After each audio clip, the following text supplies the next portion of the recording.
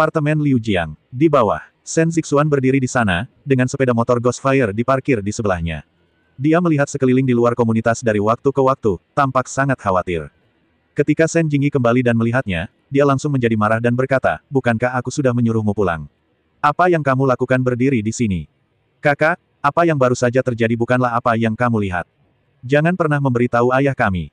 Ternyata Shen Zixuan merasa tidak nyaman dan menunggu kembalinya Shen Jingyi di apartemen, memintanya untuk tidak mengatakan yang sebenarnya. Shen Jingyi mendengus dan berkata, apakah kamu takut sekarang? Apakah kamu berani bergaul dengan orang-orang yang belum berkembang itu lagi di masa depan? Aku tidak berani lagi. Kakak, selama kamu merahasiakan ini untukku, aku berjanji tidak akan pernah bergaul dengan orang-orang itu lagi. Nyata, Shen Zixuan mengangguk dengan tegas sebagai jaminan. Lu Yun berkata dengan penuh minat, Tuan Shen, Anda benar-benar punya beberapa ide. Orang kaya generasi kedua yang baik bukanlah orang yang baik, dan dia benar-benar bekerja sebagai pesuruh bagi orang lain. Itu hanya menyegarkan kesan bawaan saya tentang orang kaya, tuan muda sepertimu. Shen Zixuan menjelaskan, Dr. Lu, bukan itu masalahnya. Saya bergaul dengan mereka hanya karena mereka memiliki hobi yang sama. Semua orang suka mengendarai sepeda motor Will-O, The Wisp. Saya tidak benar-benar ingin menjadi seorang gangster. Jika Shen Zixuan benar-benar ingin menjadi seorang gangster, dengan hubungan antara Ma Ze dan Shen Jingyi, jenis hubungan yang dipikirkan semua orang di Aula Macan Hitam, bagaimana mungkin Shen Zixuan hanya menjadi antek, dan posisi wakil aula pemimpin harus disediakan untuknya. Shen Zixuan hanya suka mengendarai sepeda motor Will-O, The Wisp bersama sekelompok orang dan meledakkan jalanan. Tapi sekali lagi, jika Shen Zixuan benar-benar bisa bergaul dengan bos tingkat atas dari masyarakat naga hitam, Shen Jinhua tidak akan keberatan, lagi pula, dia adalah seorang pengusaha. Jika jalan antara hitam dan putih bisa diperluas, itu akan terjadi menjadi hal yang baik. Tapi Shen Zixuan tidak memiliki ide ini. Dia hanya bergaul dengan karakter kelas bawah di bawah dan meledakkan jalanan di belakang kemauan. Hal ini membuat Shen Jinhua sangat marah. Khasnya tidak melakukan pekerjaannya dengan baik. Kali ini, Lu Yun menepuk sepeda motor Will-O Wisp yang diparkir di samping dan berkata dengan ragu, apakah benda ini benar-benar menyenangkan untuk dikendarai? Bagaimana jika dibandingkan dengan sepedaku? Dr. Lu, Anda menghina mobil saya. Kata Shen Zixuan dengan marah. Oh, bagaimana kalau kita berkompetisi? Lu Yun tiba-tiba memandang Shen Zixuan dengan bercanda dan berkata. Membandingkan, Shen Zixuan tertegun sejenak, dibandingkan dengan apa? Tentu saja, gunakan sepedamu untuk membandingkan dengan bayi besarku. Lu Yun dengan percaya diri menepuk jok sepedanya dan berkata sambil tersenyum. Bandingkan sepeda dengan sepeda motor. Shen Zixuan tiba-tiba merasa bahwa dia semakin terhina. Meskipun dia tahu bahwa Lu Yun bukanlah orang biasa, tidak peduli seberapa kuatnya kamu, itu hanya karena kamu dan bukan karena sepedamu. Shen Zixuan memeriksanya dengan cermat dan berkata, Dr. Lu, apakah Anda benar-benar tidak bercanda? Apakah kamu melihatku seperti sedang bercanda? Aku tidak bermaksud mengatakan bahwa kamu, sepeda motor api hantu, benar-benar sampah. Tuan Lu, meskipun saya sangat menghormati Anda, saya tidak akan pernah membiarkan Anda menghina mobil saya. Kalau begitu, ayo berkompetisi. Bibi saja. Baiklah, ayo kita tingkatkan taruhannya. Jika kalah, kamu tidak akan diperbolehkan bergaul dengan orang-orang yang tidak bermoral itu di masa depan. Selain itu, kamu harus mulai belajar untuk membantu ayahmu mengurus bisnis keluarga. Bagaimana? Petik 2. Ini, Shen Zixuan ragu-ragu sejenak, lalu mengangguk dan berkata, oke, tapi jika kamu kalah dari Dr. Lu, kamu bisa pergi ke rumahku untuk melamar besok. Melamar pernikahan. Melamar dengan apa? Pertanyaan ini tidak ditanyakan oleh Lu Yun, tetapi oleh Shen Jingyi saat dia hendak memberitahu mereka untuk tidak memainkan permainan kekanak-kanakan seperti itu. Dia tiba-tiba mendengar kata, melamar pernikahan. Jantungku berdetak kencang. Shen Zixuan memiringkan kepalanya dan berkata, kakak, apakah kamu bodoh? Kamu adalah satu-satunya gadis di keluarga kami. Daripada melamarmu, kenapa kamu tidak melamarku? Yah, tentu saja, jika ilahi Dr. Lu punya hobi itu, bukan tidak mungkin melamarku. Orang ini mengedipkan mata, dan Lu Yun hampir tidak bisa menahan diri untuk tidak menamparkan wajahnya. Pergilah, aku tidak ingin menjadi gay. Hei. Shen Jingyi berpura-pura kedinginan dan berkata, saya tahu urusan saya dengan baik dan saya tidak perlu Anda mengkhawatirkannya. Cih, aku jelas ingin segera menjatuhkan Dr. Suci Lu, kenapa aku berpura-pura dilindungi undang-undang di sini? Jika bukan karena kamu adalah saudara perempuanku, aku tidak akan terlalu malas untuk membantumu. Shen Zixuan, aku benar-benar menentangmu. Percaya atau tidak, aku akan menelepon ayahku sekarang dan memberitahunya tentang kamu bergaul dengan para gangster itu. Mendengar ini, ekspresi Shen Zixuan segera berubah, dan dia memohon belas kasihan dan berkata, saudari, saya salah, saudari, saya tidak akan bertaruh dengan Dr. Ilahi Lu lagi. Siapa bilang kamu tidak boleh berjudi? Berjudi, Shen Jingyi menghentakkan kakinya dan berkata. Dengan baik, Shen Zixuan menyentuh kepalanya dengan bingung. Dia benar-benar tidak tahu apa yang dipikirkan adiknya. Dia hanya mengatakan dia tidak ingin aku ikut campur dalam urusanku sendiri, jadi oke, aku tidak akan ikut campur dalam urusanku sendiri, tapi dia menjadi semakin marah. Sulit sekali menebak pikiran seorang wanita. Lu Yun juga memandang Shen Jingyi dengan tatapan penuh arti, lalu menoleh ke Shen Zixuan dan berkata, "Oke, jika kamu menang, aku akan pergi ke keluarga Shenmu besok untuk melamar dan memberikan hadiah pertunangan." "Oke, kamu sendiri yang mengatakannya." Shen Zixuan menaiki sepeda motor Will-O, The Wisp miliknya dengan satu kaki, mengenakan helm, dan tampak bersemangat untuk mencoba. Keduanya dengan cepat menetapkan aturan. Shen Zixuan berkata dengan percaya diri, "Dr. Lu, jangan bilang saya menindas Anda. Melihat Anda mengendarai sepeda malang ini, saya beri waktu setengah menit dulu. Apa yang kamu mengalah? Jika kamu tidak segera menghidupkan sepeda motormu, jika kamu berani kalah dalam permainan ini, aku pasti akan membuatmu tampil bagus." "Kakak, bukankah kamu bilang kamu tidak terburu-buru?" Shen Zixuan, apakah kamu ingin mati? Ledakan. Sebelum Shen Jingyi sempat mengambil tindakan, Shen Zixuan buru-buru memutar pedal gas sepeda motor Will-O Wisp dan bergegas keluar. Bagi Shen Jingyi, perasaan menunggu ini sungguh menyiksa. Dia tidak hanya berharap Shen Zixuan bisa berhenti bermain-main dan tinggal di rumah untuk membantu ayahnya mengurus bisnis keluarga, tapi dia juga berharap Lu Yun akan pergi ke keluarga Shen untuk melamar pernikahan besok.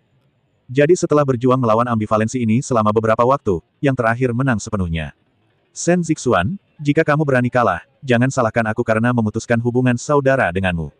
Shen Jingyi tidak bisa menahan diri dan berteriak ke arah mereka berdua pergi, meskipun dia tahu bahwa lebih dari 10 menit telah berlalu sejak pertandingan, dan Shen Zixuan pasti tidak akan bisa mendengarnya. Namun detik berikutnya setelah Shen Jingyi selesai berteriak, tawa hangat tiba-tiba terdengar dari depan, "Hei, Jingyi cantik, apa yang baru saja kamu katakan, bahwa kamu ingin memutuskan hubungan saudara dengan Shen Zixuan?" Dengan baik, Shen Jingyi melihat lebih dekat dan merasa sangat frustrasi. Orang yang kembali lebih dulu adalah Lu Yun. Shen Zixuan kalah. Namun, kecepatan Lu Yun terlalu cepat bukan? Meskipun Shen Jingyi pernah mengendarai sepeda Lu Yun belum menunjukkan kecepatan sepedanya pada saat itu, jadi dia hanya tahu bahwa sepeda Lu Yun stabil, tetapi dia tidak tahu bahwa sepedanya cepat. Mungkinkah dia dibuang oleh Shen Zixuan di tengah jalan dan tahu dia tidak bisa bersaing, jadi dia dengan sukarela menyerah dan kembali. Ya, pasti itulah masalahnya. Karena selama Anda orang biasa, mustahil dipercaya sepeda bisa menempuh jarak lingkaran sejauh itu dalam waktu sesingkat itu. Apalagi sepeda, pembalap profesional pun belum tentu bisa melakukannya. Ini karena meskipun Shen Jingyi mengetahui bahwa Lu Yun adalah seorang kultivator, dia tidak mengetahui bahwa sepeda adalah senjata ajaib. "Lu Yun, aku mengerti maksudmu." Shen Jingyi tiba-tiba melangkah maju, berjinjit dan mencium bibir Lu Yun, wajahnya yang cantik memerah, dan dia tampak siap mengambil apapun yang diinginkannya. Apa yang dia pikirkan adalah Lu Yun tahu dia akan kalah, tapi dia tetap setuju untuk bersaing dengan Shen Zixuan, yang berarti niat awalnya adalah pergi ke keluarga Shen untuk melamar pernikahan besok, tapi dia tidak bisa mengatakannya, dengan lantang karena menghadapi masalah. Jika Lu Yun tahu apa yang dia pikirkan, dia pasti akan berkata, "Cantik, drama batinmu sangat kaya." Belum lagi, bibir si cantik memang punya wangi yang khas. Lu Yun memikirkannya dengan hati-hati. Shen Jingyi melihat Lu Yun menjilat bibirnya, dan dia menjadi lebih bertekad. Dia berpikir untuk segera naik ke atas bersama Lu Yun untuk mempersiapkan langkah selanjutnya, jadi dia mengeluarkan ponselnya dan menelepon Shen Zixuan, bersiap untuk memberitahunya bahwa dia tidak melakukannya, tidak perlu kembali, dan terus melaju. Kembali ke rumah Shen, sepeda motor pemadam kebakaran hantu. Namun siapa sangka setelah menghubungi nomor telepon Shen Zixuan, tiba-tiba terdengar suara pahit dari ujung sana dan berkata, "Saudari, tabib suci Lu bukanlah manusia.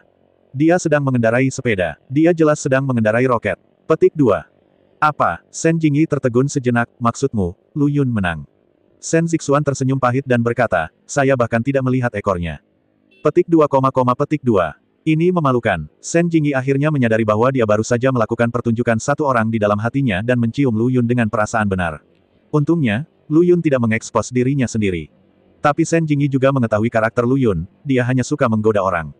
Dia mungkin tidak ingin mengeksposnya, tapi hanya ingin menunggu Shen Zixuan kembali dan menggodanya lagi. Suasana hati Shen Jingyi saat ini sangat rumit. Tiba-tiba aku mendengar suara dari telepon. Shen Jingyi tidak bisa menahan diri untuk tidak bertanya, "Shen Zixuan, apa yang terjadi di sana? Mengapa berisik sekali?" "Kak, sial sekali aku. Aku baru saja bertemu dengan polisi lalu lintas di jalan dan dihentikan. Mereka bilang aku ngebut dan membuat keributan. Bukankah aku baru saja berhenti saat mendapat telepon darimu? Jangan bicarakan itu dulu." "Baiklah, izinkan saya membayar dendanya terlebih dahulu." Apalagi yang bisa dikatakan Shen Jingyi, jadi dia menutup telepon dan diam-diam berduka atas Shen Zixuan di dalam hatinya. Shen Zixuan ditangkap oleh polisi lalu lintas. Kata Shen Jingyi tanpa berkata-kata. "Saya tahu polisi lalu lintas awalnya ingin menangkap saya." Petik 2, petik 2. Setelah beberapa saat, Shen Zixuan menelepon lagi dan berkata tanpa air mata, "Saudari, surat wasiat saya ditarik oleh polisi lalu lintas dan mengatakan itu tidak memenuhi peraturan jalan raya." "Bagus sekali, lagi pula kamu kalah. Mulai sekarang, tetaplah di rumah dan bantu ayah kita mengurus bisnis, dan jangan urus semua kekacauan ini." "Ah, maukah The Wisp, masa mudaku telah hilang. Ngomong-ngomong, aku bisa naik sepeda bersama Dr. Lu. Kakak, kamu bisa meminta Dr. Lu mengendarai sepedanya untuk memilih saya bangun. Saya ingin pergi ke sana malam ini. Mintalah saran kepada Dr. Lu tentang mengendarai sepeda." Gungungun, naik taksi kembali ke rumah Shen. "Jika kamu berani datang ke apartemen Liu Jiang lagi, aku akan meminta ayah kami mematahkan kakimu." "Kakak, kamu melupakan kakakmu ketika kamu melihat seks. Jangan biarkan aku bertemu denganmu lagi malam ini."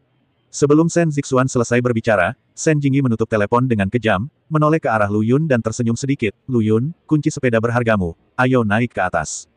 Naik lift ke lantai 5. Shen Jingyi membuka pintu kamarnya dan berkata, "Apakah Anda ingin masuk dan minum teh?"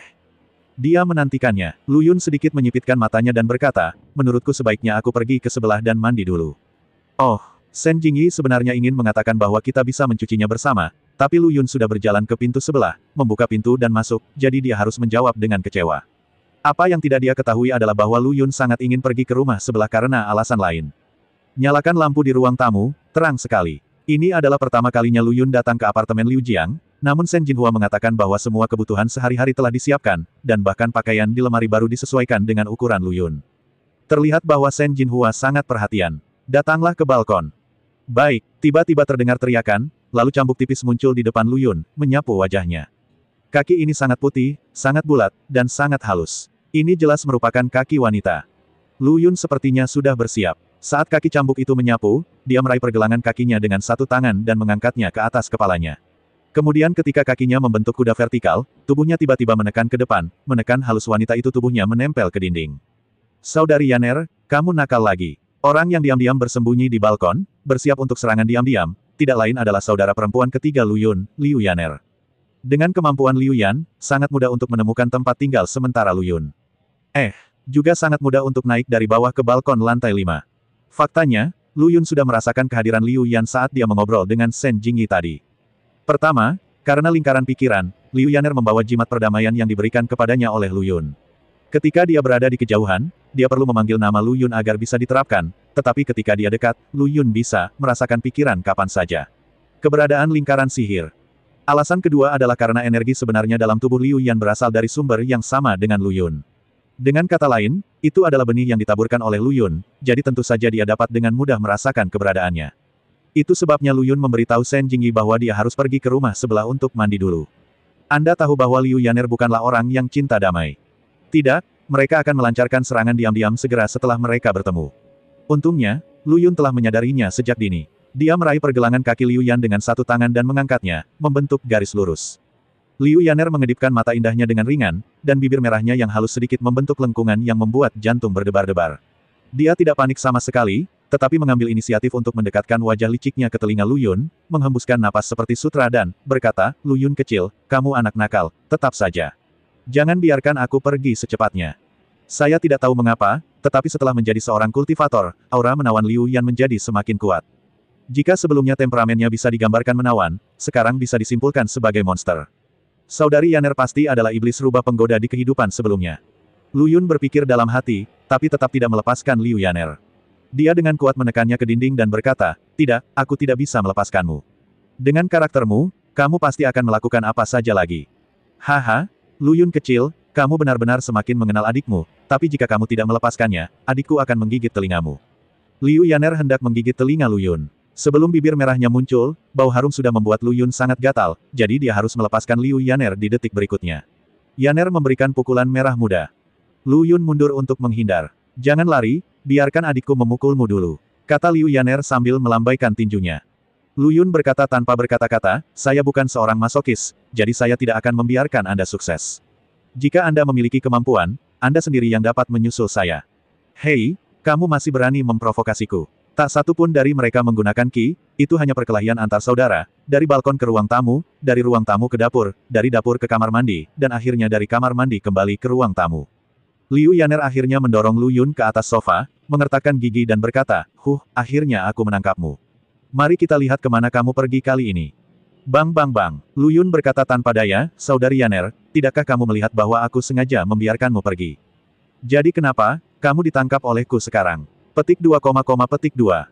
Ketika dia bertemu dengan saudara perempuan yang nakal, apalagi yang bisa dilakukan Xiao Lu Yun? Dia hanya bisa membiarkannya melemparkannya berulang kali, berbaring di sofa tanpa niat untuk melawan. Segera Liu Yaner berkata dengan bosan, membosankan jika kamu tidak melawan.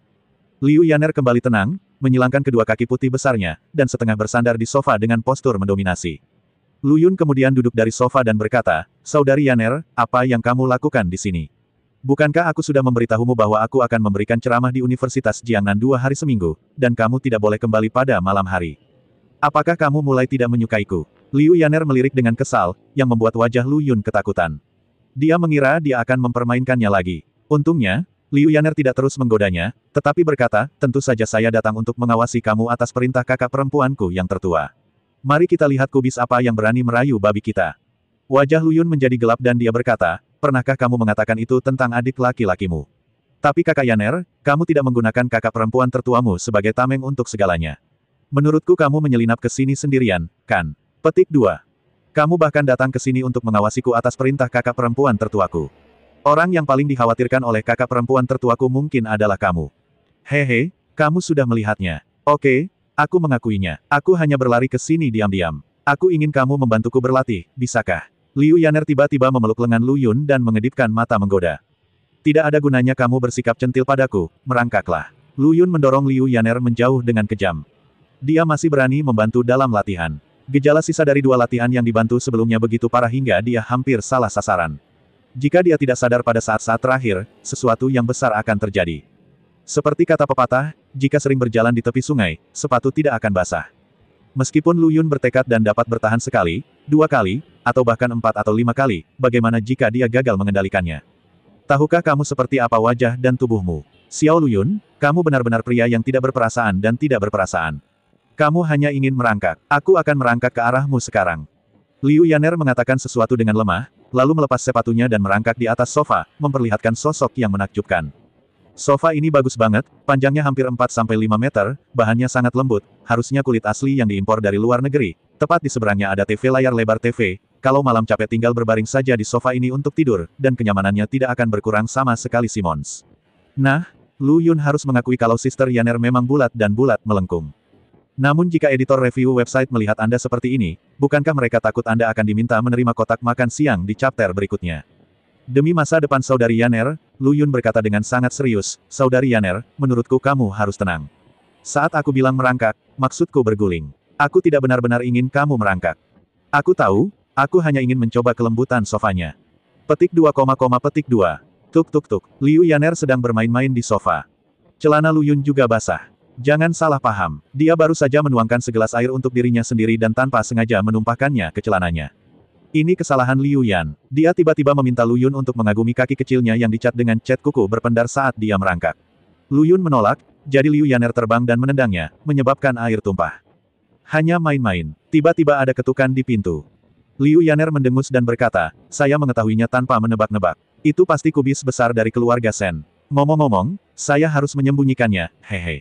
Saat dia mengatakan ini, dia turun dari sofa. Ya. Sofanya jelas tidak tinggi, tapi dia hanya menggunakan postur memanjat, seolah-olah dia sengaja memamerkan lekuk tubuhnya yang bergelombang, dan dia berlutut di tepi sofa dan berhenti sejenak.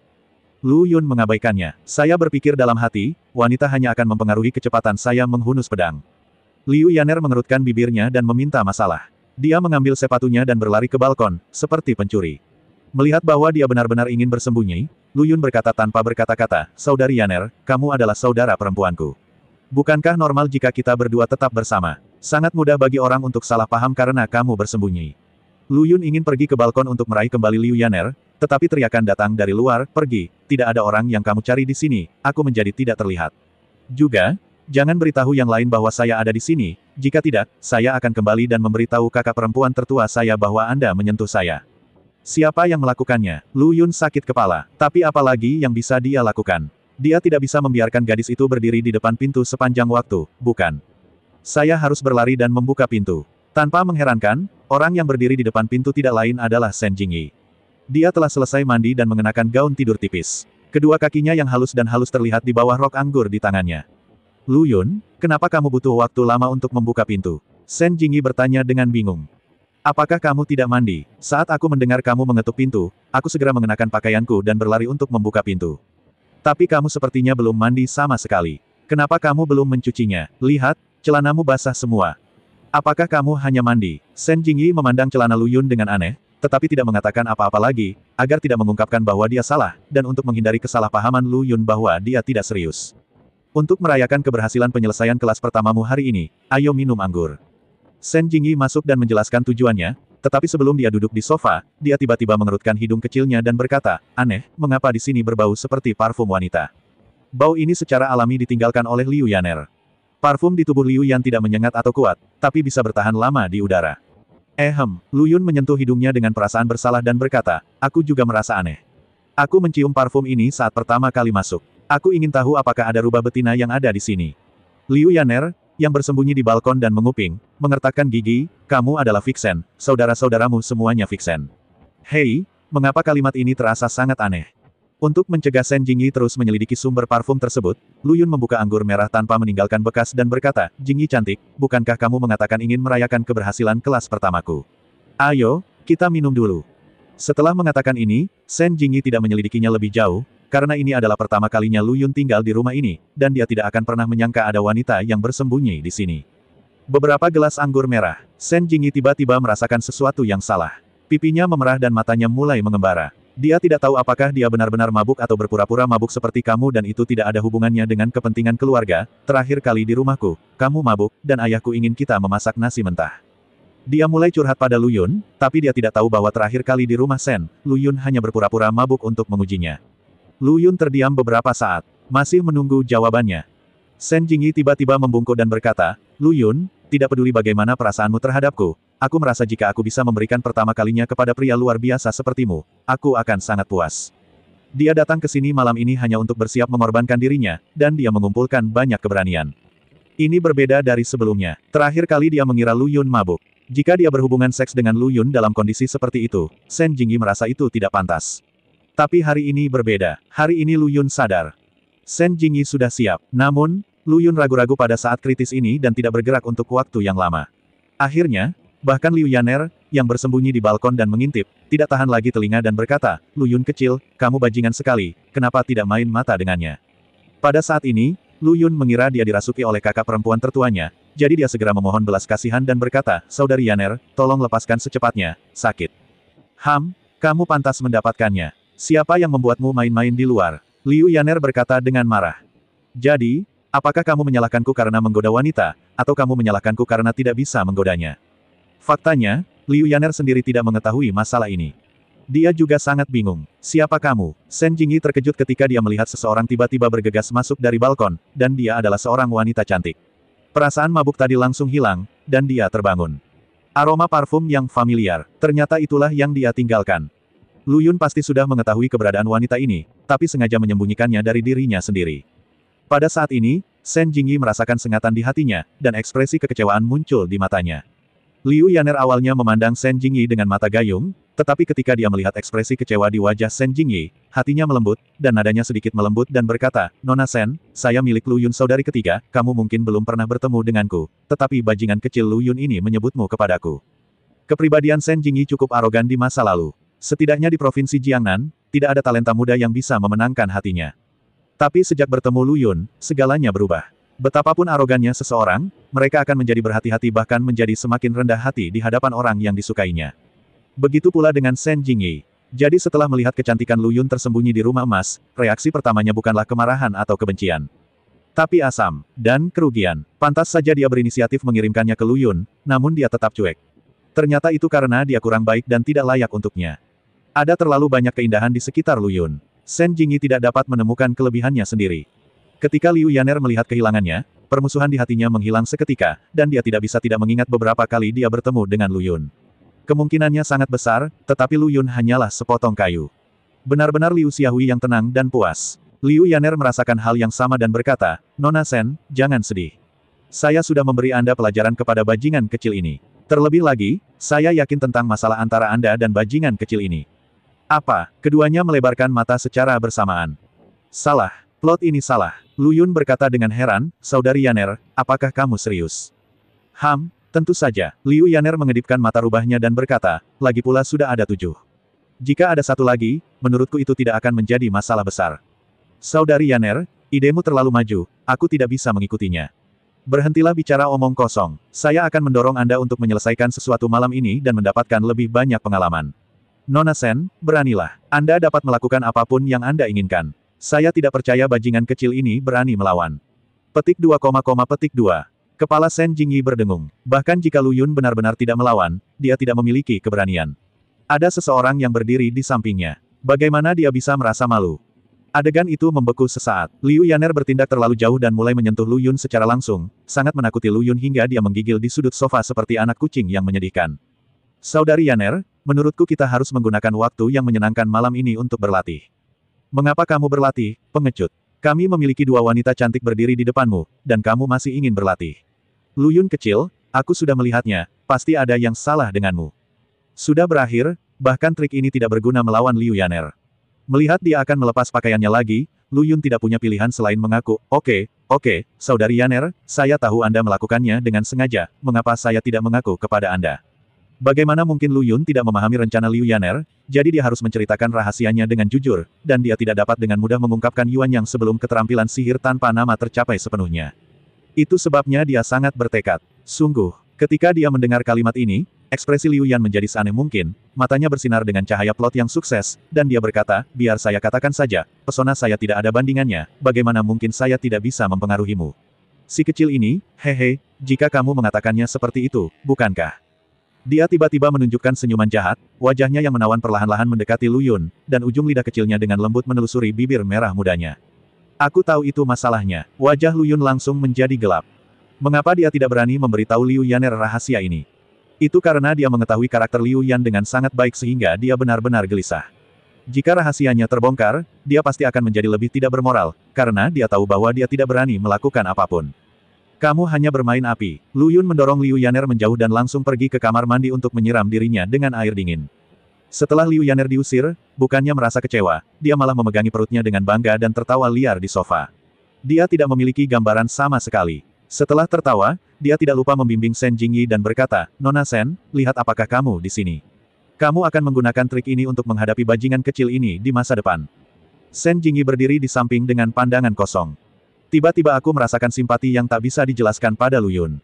Setelah melatih keterampilan yang aneh dan dipasangkan dengan saudara perempuan yang cantik dan mempesona, pasti sulit untuk menahannya, bukan?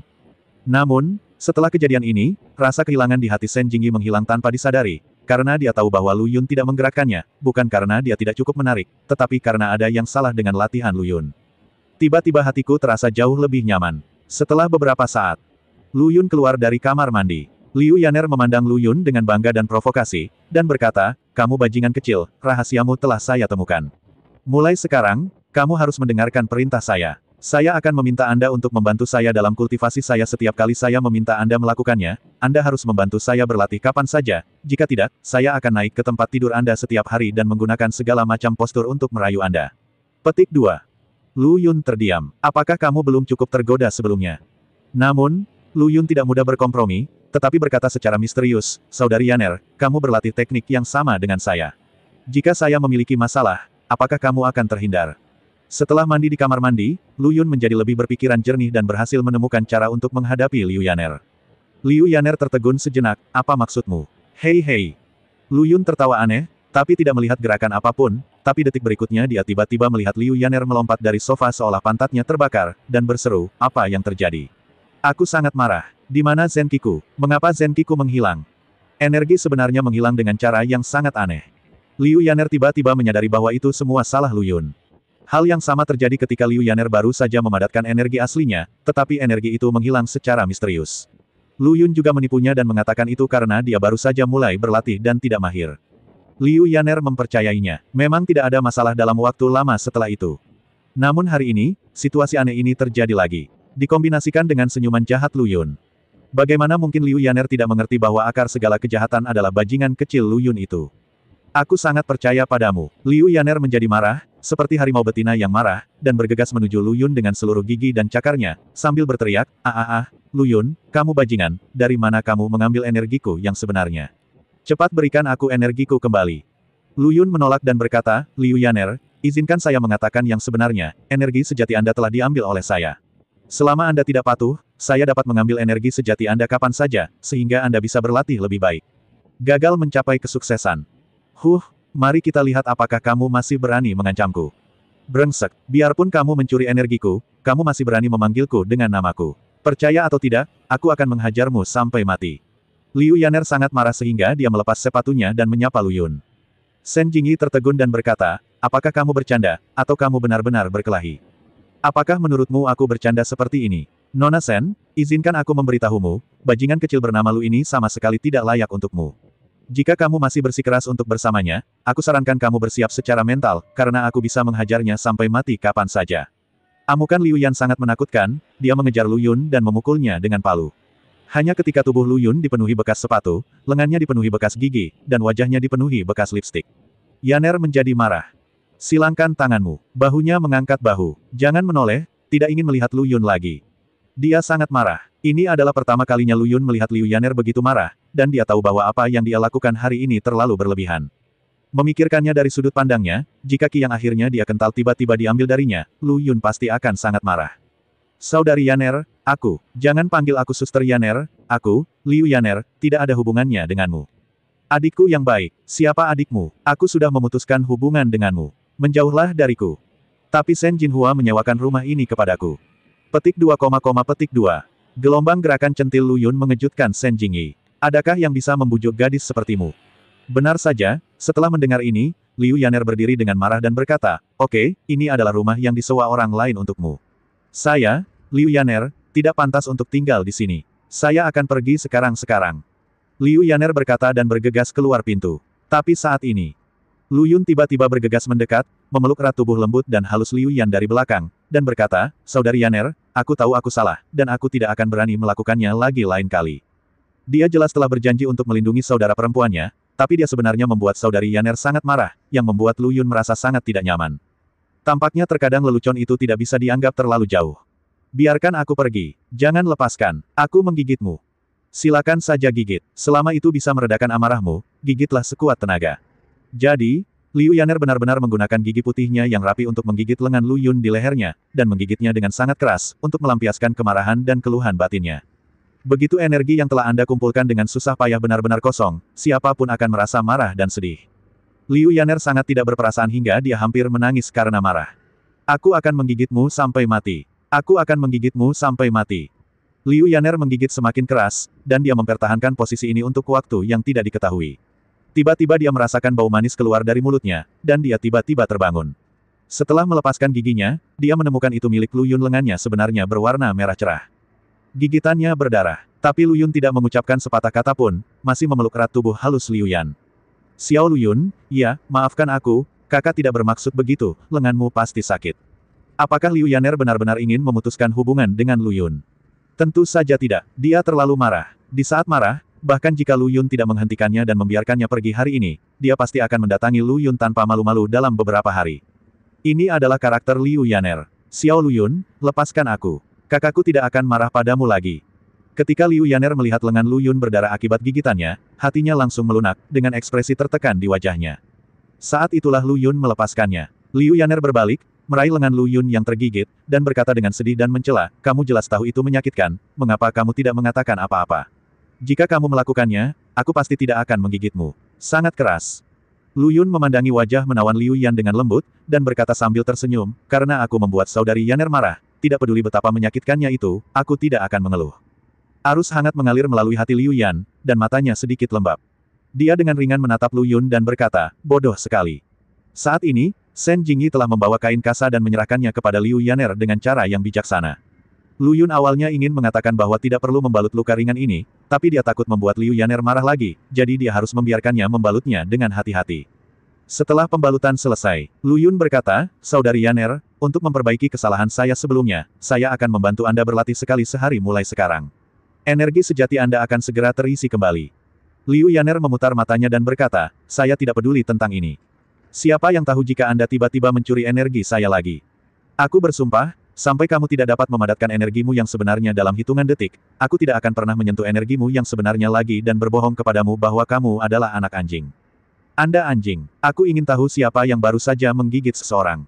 Apa katamu? Bukan apa-apa, tidak apa-apa, Saudari Yaner, apapun yang kamu katakan adalah apa yang kamu katakan. Lu Yun segera menyerah. Liu Yaner mengangkat dagunya dan berkata dengan bangga, senang mengetahuinya. Bersikaplah lebih bijaksana di masa depan. Jika kamu berani membuatku marah lain kali, aku akan memotongmu. Petik 2, petik 2. Melihat saudara kandungnya, Shen Jingyi merasa kepalanya bersinar. Jadi, pada akhirnya aku menjadi bola lampu. Masalah latihan, Lu Yun memberi Liu Yaner penjelasan rinci. Setelah mengetahui kebenarannya, Liu Yaner terdiam lama dan berkata, Xiao Lu Yun, setelah mendengarkan apa yang kamu katakan, tiba-tiba aku merasa teknik ini sangat aneh, dan sepertinya bukan teknik yang serius, sama sekali. Terlalu sombong untuk mengambil vitalitas orang lain secara sewenang-wenang. Lu Yun mengangguk dan berkata, aku tahu, jadi masih banyak yang harus kujelajahi. Dia tiba-tiba melihat ke arah Shen Jingyi dan bertanya, si cantik Jingyi, apakah kamu tertarik untuk berlatih? Ketika Shen Jingyi mendengar ini, hatinya sedikit bergetar, dan kemudian dia berkata dengan mata berbinar, ya, tentu saja saya bersedia. Dia selalu rendah hati di depan Lu Yun. Jika Anda bisa menjadi seorang kultivator, setidaknya Anda bisa lebih dekat dengan Lu Yun. Liu Yaner berkata dengan sedikit geli, hei, Lu Yun kecil, ketika saya meminta Anda untuk mengajari saya cara berlatih, Anda menolak dan menolak, tetapi sekarang Anda begitu santai menghadapi Nona Shen. Tidak, Saudari Yaner, aku hanya ingin menguji apakah situasi ini hanya terjadi padamu, atau terjadi pada semua orang. Jingyi, kamu tidak keberatan jika aku mengatakan ini, kan? Tidak, tidak keberatan. Shen Jingyi menggelengkan kepalanya. Dia tidak peduli apa alasan Lu Yun, selama dia bisa memperpendek jarak antara dirinya dan Lu Yun, itu sudah cukup. Kamis malam, ketika Lu Yun masuk ke ruang kelas berbentuk T, dia terkejut. Penuh, bahkan pintu kelas pun penuh dengan siswa. Guru Lu, saya membawa pacar saya ke kelas Anda. Awalnya dia menolak datang, jadi saya mengancam akan putus dengannya. Guru Lu, setelah sahabatku melihat postinganku di momen, dia juga sangat iri. Dia bersikeras mengikutiku untuk mendengarkan ceramahmu hari ini. Dia bahkan tidak bisa menyingkirkanmu. Guru Lu, bisakah Anda memberi kami pertunjukan jarum terbang lagi sebelum kelas? Saya bertaruh pada teman saya 50 sen, tetapi dia tidak mempercayainya. Petik 2, petik 2. Perasaan kicaunya enak sekali. Shen Jingyi tersenyum dan berkata, Guru Lu, kamu seharusnya menjadi guru paling populer di kalangan siswa di sekolah kami sekarang. Hanya dengan mengikuti satu kelas, saya benar-benar mendapatkan popularitas yang begitu tinggi. Shen Jingyi hampir iri. Haha, Dr. Lu, bagaimana rasanya menjadi seorang guru?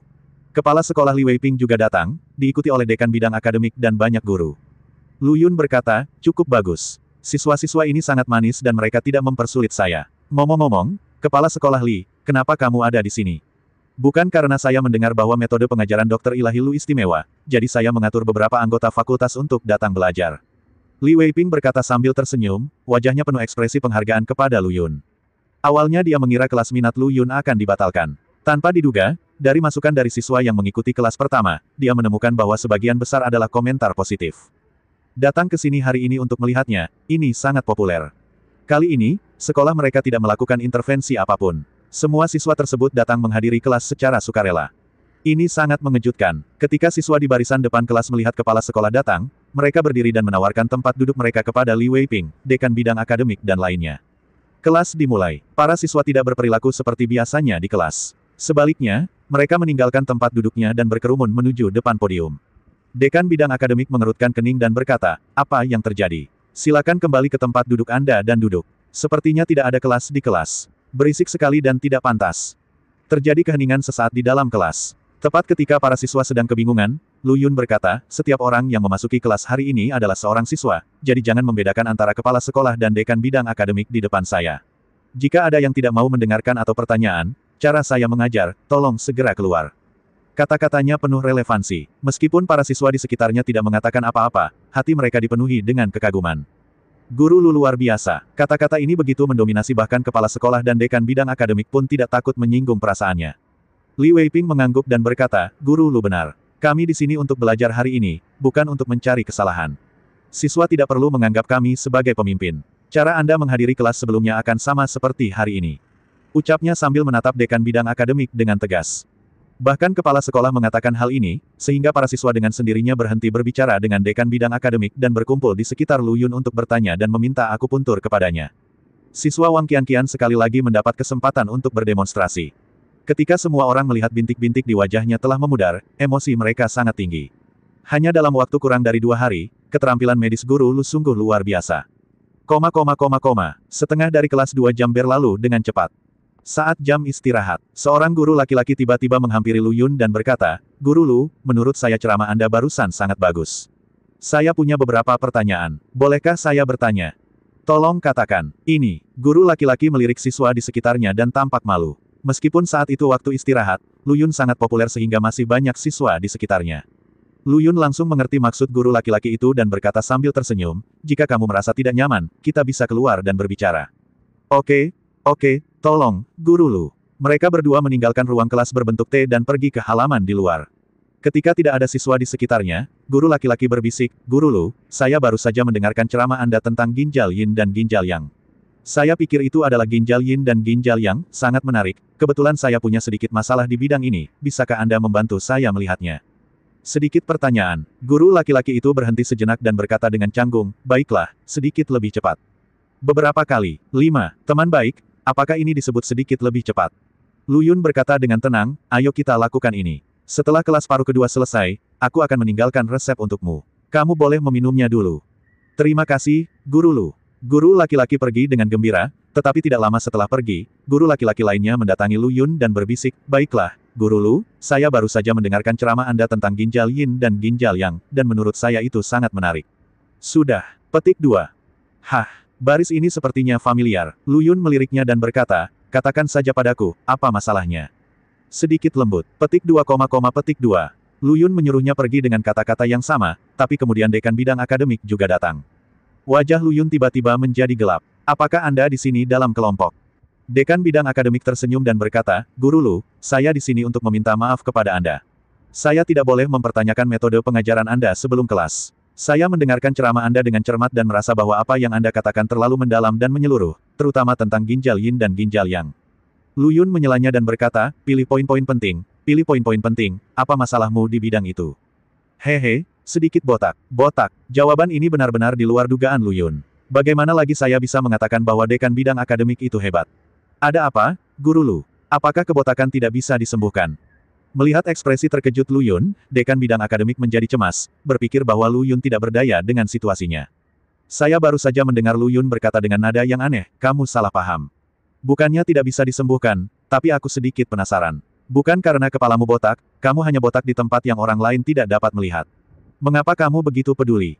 Dekan bidang akademik tersipu dan berkata, "Bukan saya yang peduli, tapi istri saya yang peduli." Petik 2, petik 2. Saat keduanya sedang mengobrol, tiba-tiba mata Lu Yun melewati dekan bidang akademik dan mendarat di gedung pengajaran tidak jauh dari situ. Di lantai 5, saya melihat sesosok tubuh setengah memanjat keluar dari pagar pembatas. Dia terhuyung-huyung dan bisa jatuh kapan saja. Meskipun ini sudah malam, tapi melalui lampu di koridor lantai itu, Lu Yun bisa melihat dengan jelas. Inilah saatnya untuk melompat dari gedung. Bagaimana mungkin Lu Yun berpikir untuk berbicara omong kosong kepada dekan bidang akademik? Dia terbang menuju gedung pengajaran dalam sekejap seperti anak panah tajam yang siap ditembakkan. "Guru Lu." Sebelum dekan bidang akademik mendapatkan jawaban yang diinginkannya, ia tertegun sejenak ketika melihat Lu Yun tiba-tiba menghilang di depan matanya, namun kemudian ia melihat sosok di gedung pengajaran dan terkejut. Beberapa siswa akan melompat dari gedung. Ini adalah masalah besar. Dibandingkan dengan kekurangan tubuhnya sendiri, itu bukan apa-apa. Maka dekan bidang akademik pun buru-buru berlari menuju gedung pengajaran. Namun kita bahkan belum sampai setengahnya. Tidak ada waktu untuk menelepon 119. Sosok di lantai 5 sudah melompat turun. Penyelesaian. Dekan bidang akademik menjadi pucat. Itulah kehidupan manusia. Seorang siswa yang melompat dari gedung juga berdampak besar pada reputasi sekolah. Jika di kemudian hari keluarga almarhum membuat keributan lagi, hal tersebut tidak masuk akal dan tidak dapat dijelaskan. Pada saat ini, Lu Yun sudah sampai di gedung pengajaran terlebih dahulu. Dia sudah berdiri di sini sebelum muridnya jatuh. "Lihatlah, saya melihat sepasang huruf C jatuh dari langit. Orang yang melompat dari gedung adalah seorang gadis." Ada beberapa siswa di sekitar. Mereka tidak melihat seseorang melompat dari gedung pada awalnya, tetapi ketika mereka melihat Lu Yun, mereka berlari seperti bayangan, dan mereka terkejut. Kaki macam apa yang bisa berlari dengan kecepatan mengerikan seperti itu? Mereka semua bisa pergi ke Olimpiade. Tapi ketika mata mereka mengikuti Lu Yun dan melihat sesosok tubuh yang akan jatuh ke atas, ekspresi mereka langsung berubah menjadi ketakutan. Ternyata seseorang akan melompat dari gedung. Apakah Guru Lu berencana menangkapnya dengan tangan kosong? Jika seseorang melompat dari lantai 5, dampaknya pasti tidak kecil. Lu Yun tidak mungkin bisa menangkapnya, dan dia mungkin juga tertangkap. Apa yang bisa kita lakukan? Semua orang cemas dan panik, tetapi waktu sangat sempit dan mereka tidak diperbolehkan mengambil tindakan apapun. Dalam sekejap, gadis yang melompat dari gedung telah mendarat di atas Lu Yun. Namun tidak ada adegan berdarah seperti yang dibayangkan semua orang. Lu Yun mengangkat tangannya dan menangkap gadis itu dengan akurat. Kemudian mereka berdua berguling-guling di tanah beberapa kali, seolah-olah mereka menggunakan ini untuk menghilangkan dampak mengerikan itu. Sebenarnya, saat gadis itu masih di udara, Lu Yun telah melepaskan energi aslinya dan membentuk zona penyangga, sehingga dampak kejatuhannya tidak sebesar yang diharapkan. Guru Lu, kamu baik-baik saja. Saya baik-baik saja. Dekan bidang akademik bergegas dan melihat Lu Yun menangkap gadis itu, dia menghela nafas lega, tapi kemudian dia terkejut lagi. Dia menangkap seseorang yang jatuh dari lantai 5, dan lengannya tidak terluka sama sekali, bagaimana dia melakukannya. Hal ini jelas bukan persoalan yang perlu dipertimbangkan oleh dekan bidang akademik saat ini. Yang harus dia pertimbangkan adalah mengapa gadis ini melompat dari gedung. Dan pada saat yang sama, beberapa siswa di sekitar melihat bahwa Lu Yun tidak hanya tidak terluka, tetapi dia juga menangkap gadis yang melompat dari gedung, ekspresi mereka sangat mengejutkan. Guru Lu sangat hebat, dia benar-benar menangkap seorang gadis yang jatuh dari tempat yang tinggi, dan keduanya tidak terluka. Saya pikir dia sedang berakting di film. Apa katamu? Seorang gadis jatuh dari lantai atas dan menimpa Guru Lu. Apa? Seorang gadis jatuh dari lantai atas dan membunuh Guru Lu. Petik 2, petik 2. Ketika berita itu sampai ke ruang kelas berbentuk T, semuanya telah berubah total. Saya melihat seorang siswa terengah-engah dan berlari ke arah Li Weiping dan berkata, "Kepala sekolah, ini buruk, Guru Lu dihancurkan oleh seorang gadis yang melompat dari gedung." Tanah berlumuran darah. Mengerikan sekali. Apa? Semua orang kaget saat mendengar berita itu dan ingin segera keluar untuk melihat apa yang terjadi. Li Weiping berteriak keras, semua siswa tetap di kelas, tidak ada yang boleh keluar. Agar tidak menimbulkan kepanikan, Li Weiping mengatur agar dua guru mengawasi siswa-siswa ini dan mencegah mereka keluar untuk menonton kesenangan, sementara dia dan beberapa guru lainnya berlari keluar dengan tergesa-gesa. Shen Jingyi juga segera berlari keluar kelas. Lu Yun adalah seorang kultivator, dia tidak percaya bahwa Lu Yun akan dipukuli sampai mati, tetapi tidak ada keraguan bahwa sesuatu yang besar pasti telah terjadi di luar. Sekelompok orang bergegas menuju lokasi kejadian. Tidak terjadi apa-apa, baru saat itulah saya menyadari bahwa itu adalah alarm palsu. Li Weiping berkata dengan marah, para siswa yang menyebarkan rumor harus ditangkap dan diberi pendidikan yang baik. Itu hampir membuat saya terkena serangan jantung. Meskipun itu adalah alarm palsu, memang benar ada seorang gadis yang melompat dari gedung. Shen Jingyi memandang gadis yang melompat dari gedung dengan cemas dan berkata, "Teman sekelas Li Xin, kamu adalah orang yang sangat baik, bagaimana bisa kamu tiba-tiba melakukan hal bodoh seperti itu? Jika kamu mengalami kesulitan, kamu dapat memberi tahu guru. Apakah kamu begitu keras kepala?" Gadis yang melompat dari gedung itu bernama Li Xin. Dia adalah seorang siswa di kelas Shen Jingyi. Seorang gadis yang biasanya sangat penurut. Itu sebabnya Shen Jingyi merasa terkejut dan tidak mengerti mengapa Li Xin melakukan hal bodoh seperti melompat dari gedung. Namun, menghadapi pertanyaan Shen Jingyi, Li Xin tidak mengucapkan sepatah kata pun, hanya mengerucutkan bibir dan terus menangis. Shen Jingyi melihat sekeliling dan berkata, "Kepala sekolah, izinkan saya berbicara dengan Li Xin sendirian dulu." Li Weiping ragu-ragu sejenak, mengangguk dan berkata, "Hati-hati, jangan biarkan dia melakukan hal bodoh lagi. Jika tidak berhasil, kita hanya bisa memanggil orang tuanya." "Yah, aku akan mencerahkannya dengan benar." Gadis itu melompat dari gedung. Agar tidak menimbulkan keributan, pihak sekolah memberikan penjelasan bahwa gadis tersebut tidak melompat dari gedung, melainkan kehilangan keseimbangan saat bermain di lantai 5 dan tidak sengaja terjatuh. Ia juga memperingatkan para siswa untuk tidak diperbolehkan berkelahi di koridor di kemudian hari, jika tidak mereka akan diberi peringatan jika terlihat satu kali. Adapun Shen Jingyi, butuh lebih dari 1 jam konseling sebelum dia akhirnya mendapatkan alasan dia melompat dari gedung dari Li Xin. Li Xin berasal dari keluarga biasa dan telah melakukan studi kerja belajar di luar sekolah sejak dia masuk perguruan tinggi. Tapi 3 bulan lalu, ayahnya jatuh sakit dan dirawat di rumah sakit. Rumah sakit mendiagnosis gagal ginjal akut. Setelah menjalani pengobatan selama beberapa waktu, kondisinya tidak membaik, malah berkembang dari gagal ginjal akut menjadi gagal ginjal kronis. Pihak rumah sakit menyarankan agar pasien menjalani transplantasi ginjal sesegera mungkin. Biaya operasi, termasuk sumber ginjalnya, berjumlah sekitar 5 hingga 600 ribu. Ini adalah operasi yang mahal. Dengan kondisi keluarga Li Xin, tidak mungkin mendapatkannya, dan ayahnya telah menghabiskan banyak uang selama dirawat di rumah sakit. Akan sangat sulit untuk mendapatkan 5 hingga 600 ribu lagi. Selain itu, pihak rumah sakit juga mendesak dengan mengatakan bahwa pasien lain sudah melakukan reservasi untuk sumber ginjalnya. Jika biaya operasi tidak dapat dibayar dalam waktu 3 hari, sumber ginjal tersebut harus diberikan kepada orang lain. Li Xin tahu bahwa jika dia melewatkan kesempatan ini, dia tidak akan tahu kapan dia bisa menemukan sumber ginjal yang cocok di lain waktu. Mungkin ayah saya tidak akan mampu bertahan sampai saat itu. Namun mustahil baginya untuk mengumpulkan uang sebanyak itu dalam 3 hari. Tepat ketika Li Xin bingung harus berbuat apa, seorang teman yang ditemuinya saat bekerja di luar negeri memberitahunya bahwa ada cara untuk mendapatkan begitu banyak uang, tetapi Li Xin harus berkorban. Tentu saja Li Xin tahu apa arti pengorbanan ini. Dia juga berjuang. Namun ketika dia berpikir untuk menyelamatkan nyawa ayahnya, Li Xin segera berkompromi. Jadi, melalui perkenalan seorang teman, Li Xin bertemu Liu Jin, pemilik klub Emgren. Liu Jin berjanji selama dia patuh, dia akan memberinya sejumlah besar uang setelahnya. Li Xin dengan bodohnya mempercayainya, tapi yang tidak dia duga adalah setelah Liu Jin bermain dengannya, dia segera memunggungi dia dan diam-diam merekam videonya pergi. Umumkan itu. Pukulan terhadap Li Xin seperti sambaran petir. Dia terlalu malu untuk bertemu orang tuanya lagi. Saya kembali ke sekolah dengan putus asa, dan setelah berkeliaran beberapa saat, akhirnya saya tidak bisa melepaskannya, jadi saya melakukan hal bodoh seperti itu.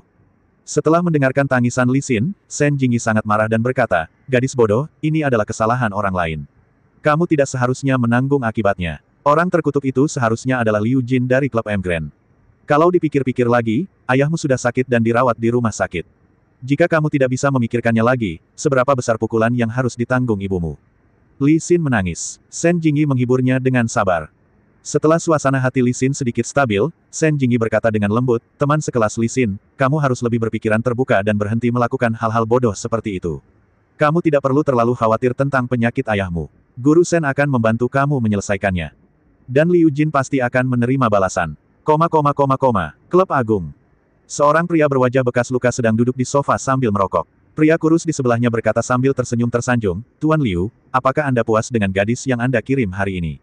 "Haha, sepasang huruf C yang sangat bagus, dan mereka masih muda. Akan ada lebih banyak gadis konyol dan mudah ditipu seperti ini di masa depan." Scarface mengepulkan cincin asap dengan gembira dan berkata sambil tertawa. Pria kurus itu berkata, "Masih banyak gadis seperti ini di Universitas Jiangnan. Ketika saya mencari beberapa lagi, saya pasti akan memuaskan Tuan Liu. Tenang saja, aku khawatir tubuhku tidak akan mampu menahannya terlalu sering." Tuan Liu sangat rendah hati. "Melihat fisik Anda yang kuat, tidak masalah bagi seekor naga untuk melawan 9 burung phoenix." "Haha, hanya kamu yang bisa bicara." Keduanya sedang mengobrol dengan gembira ketika tiba-tiba manajer klub berlari sambil berkeringat deras dan berkata, "Bos, silakan keluar dan lihat. Seseorang membuat masalah di tempat kita." "Apa? Siapa yang tidak takut mati dan berani membuat masalah menggantikanku?" Bekas luka Liu. "Aku akan keluar dan memotongnya." Liu Jin berdiri dengan marah, diikuti oleh pria kurus itu. "Ketika saya keluar dari kotak, saya melihat sudah ada kekacauan di bawah. Meja, kursi, cangkir dan piring pecah di mana-mana, dan pengawal klub jatuh ke tanah dalam keadaan berantakan, terus-menerus meratap. Dan penggagas semua ini adalah seorang pemuda, Lu Yun. Dia telah mempelajari seluk-beluk masalah ini dari Shen Jingyi, dan langsung pergi ke klub di Hao malam itu. Perseteruan semalam, tidak ada. Ketika Liu Jin melihat tempatnya dihancurkan seperti ini, ekspresinya secara alami sangat jelek, tetapi pada pandangan pertama, dia menemukan bahwa pemuda di bawahnya tampak agak familiar. "Coba lihat lagi. Gigiku hampir patah. Bukankah ini pemuda yang sama yang menendang kepalanya sendiri malam itu?" "Monyet kurus, panggil Master Macan Tutul Hitam Zuyi, aku akan membunuh anak ini di sini malam ini," kata Liu Jin dengan niat membunuh. Pria kurus itu segera memutar nomor telepon. Pada saat ini, setelah Lu Yun menghancurkan semuanya, dia juga melihat Liu Jin keluar dari ruang VIP di lantai atas. Dia berpikir betapa kebetulan Liu Jin ini terjadi pada malam ketika saudari keempat kembali adiknya, tapi dia dibunuh olehnya. Kepala Scarface patah karena tendangan. "Ini yang disebut musuh tidak berkumpul. Apakah kamu Liu Jin? Beri kamu waktu 3 detik, turun dan berlutut di depanku untuk meminta maaf." Lu Yun berhenti memukul, mengangkat kepalanya, dan menusuk Liu Jin dengan matanya yang tajam. Nada suaranya juga sangat mendominasi, tetapi ketika Liu Jin mendengar kata-kata ini, dia sangat marah. "Kamu anak yang ceroboh. Aku belum melunasi hutangmu terakhir kali, tapi hari ini kamu benar-benar datang ke rumahmu untuk memohon kematian. Apa kamu benar-benar mengira aku, bekas luka Liu, tidak berani membunuh Anda?" Liu Jin tidak peduli apa maksud Lu Yun dengan meminta maaf tadi, atau mengapa Lu Yun datang ke tempatnya untuk menimbulkan masalah. Dia hanya tahu, malam ini, bocah pemberani ini harus dicegah meninggalkan gerbang Emgren Club. Turun dalam 3 detik. Lu Yun berbicara lagi, suaranya dingin, seolah-olah dia adalah dewa kematian yang kejam. Dia menatap Liu Jin dengan mata dingin, dan kemudian mulai menghitung mundur, 3.2. Wajah Liu Jin pucat pasi. Semua pengawal yang menggantikannya telah dipukul hingga jatuh ke tanah oleh Lu Yun. Ini menunjukkan betapa menakjubkannya keterampilan Lu Yun, jadi bagaimana dia berani turun dengan mudah. Yang bisa kita lakukan hanyalah menunda. Begitu Zuyi tiba, Liu Jin akan membuat anak ini merasakan pil pahit kesombongan. Dia memiliki persahabatan dekat dengan Zuyi, dan Zuyi membantu meliput tempat ini, dan Aula Black Panther tidak jauh dari sini. Tidak perlu waktu beberapa menit bagi Zuyi untuk tiba bersama orang-orangnya. Saat itu, Liu Jin sudah bisa melampiaskan amarahnya sepuasnya. Tapi yang tidak disangka Liu Jin adalah Lu Yun tidak memberinya banyak waktu sama sekali. Saat kata "Yi" keluar dari mulutnya, sosok itu dengan cepat menaiki tangga dan tiba di depan Liu Jin. Dalam sekejap mata, "Kamu sangat bodoh." Lu Yun berbicara dengan tenang, tapi itu membuat hati Liu Jin terasa dingin. Anak ini, naik ke atas begitu cepat. Ledakan. Tanpa memberi banyak waktu bagi Liu Jin untuk bereaksi, Lu Yun tiba-tiba meraih lehernya dengan satu tangan dan melemparkannya ke bawah dari lantai 2. Kalian berdua turun juga. Setelah melihat pria kurus yang ketakutan dan manajer klub, Lu Yun menyuruh mereka mengikuti jejak Liu Jin dan jatuh ke bawah, berteriak kesakitan. Pada saat ini, teriakan marah tiba-tiba terdengar. "Sombong, siapa yang memberimu keberanian untuk menimbulkan masalah di sini?" Saya melihat sekelompok pria dengan aura ganas bergegas masuk ke dalam klub, dipimpin oleh Zuyi, pemimpin Black Panthers. Saat dia melihat Zuyi, Liu Jin sepertinya telah melihat seorang penyelamat. Kemarahan yang mematikan muncul di matanya, dan dia berteriak, "Saudara Zhu, jangan bicara omong kosong kepada anak ini, ambil tindakan dan bunuh dia." Zuyi adalah seorang seniman bela diri dengan keterampilan tangan dan kaki yang baik, jika tidak, dia tidak akan bisa mendapatkan posisi pemimpin Black Panther Hall. Ketika dia masuk, dia melihat kekacauan di mana-mana dan para pengawal meratap di mana-mana. Dia sudah tahu bahwa Lu Yun pasti seorang ahli latihan, jadi setelah mendengar kata-kata Liu Jin, dia tidak peduli sama sekali, tetapi mengangguk dengan hati-hati. Ambil tindakan secara pribadi dan menangkan pertempuran dengan cepat. Zuyi hendak mengambil tindakan ketika Lu Yun, yang berada di lantai 2, tiba-tiba menopang pagar dengan satu tangan dan melompat turun dari lantai 2, berdiri kokoh di tanah dengan kakinya. "Apakah kamu yakin ingin melawanku?" Lu Yun berjalan dengan mantap menuju Zuyi. Meskipun dia tidak mengeluarkan nafas apapun, hal itu memberikan perasaan yang sangat berbahaya kepada Zuyi. Dia tidak bisa menahan diri untuk tidak mengecilkan pupilnya dan bertanya, "Siapa kamu?" Lu Yun terkekeh dan berkata, "Tidakkah ada orang dari keluarga Ma yang menyuruhmu untuk tidak macam-macam denganku, Lu Yun?" Lu Yun. Tubuh Zuyi gemetar ketika mendengar nama itu. Dia ingat dengan jelas garis peringatan yang dibuat Ma Ze untuk mereka. Setiap kali mereka bertemu seseorang bernama Lu Yun, mereka akan menjauh sejauh mungkin. Mungkinkah orang di depanku ini? Zuyi kaget dan bingung. Liu Jin tidak mengerti apa yang sedang terjadi saat ini, dan berteriak, "Saudara Zhu, apa yang kamu lakukan sambil berdiri diam? Cepat bunuh anak ini, dia sangat sombong." Dia sangat membenci Lu Yun. Namun, tidak peduli bagaimana dia meraung, Zuyi tidak bergerak. Sebaliknya, setelah berpikir sejenak, dia berkata, "Liu Jin, menurutku Tuan Lu tidak akan menimbulkan masalah tanpa alasan. Kamu harus meminta maaf padanya." "Apa katamu? Kamu ingin aku meminta maaf padanya?" Mata Liu Jin langsung melebar. Sekarang tempatnya yang hancur. Zuyi juga merupakan penolong yang dia panggil, tapi penolong ini sebenarnya berkata bahwa dia harus meminta maaf kepada Lu Yun. Liu Jin tidak bisa mempercayai telinganya. Tidak mungkin untuk meminta maaf. Liu Jin berkata dengan marah, "Zuyi, lupakan saja jika kamu tidak ingin membantu, tetapi tidak perlu mengatakan hal seperti itu untuk menguburku, kan? Hari ini kamu bisa membantuku membunuh anak ini, atau kamu dapat memutuskan semuanya, hubungan denganku. Kalau begitu, mari kita hilangkan semua dendam." Zuyi memilih yang terakhir dengan sangat tegas, menyebabkan kepala Liu Jin mengalami korsleting sejenak, dan kemudian dia menyadari ada yang tidak beres. Dia benar-benar terbawa amarah barusan. Faktanya, ketika Zuyi memintanya untuk meminta maaf, dia seharusnya bereaksi. Ini adalah pengingat Zuyi kepadanya bahwa yang terbaik adalah tidak memprovokasi orang di depannya. Sayangnya Liu Jin tidak memahaminya sampai sekarang.